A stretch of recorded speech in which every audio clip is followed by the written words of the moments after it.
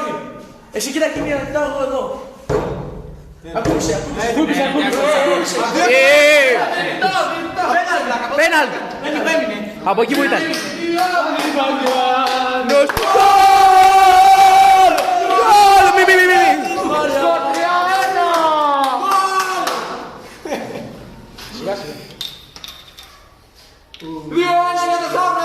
Τρία-ένα. Πολύ καλά σου! Ο Σταύρος από τη μια και την στην άλλη, ο Μίλτος με σπάτα πάει να το βάλει όχι. Και ο Σταύρος αυτή τη στιγμή κοπιάρει τον Βιλτό. Είναι πολύ γρήγορο.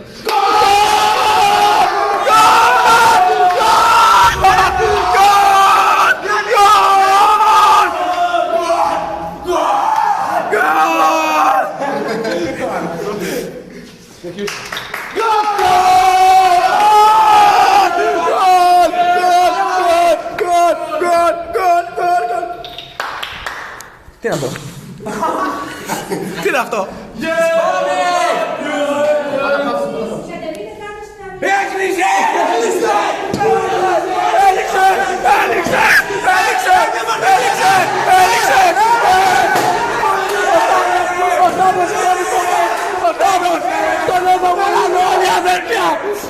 Στον έθο μου είναι όλοι αδέρφια!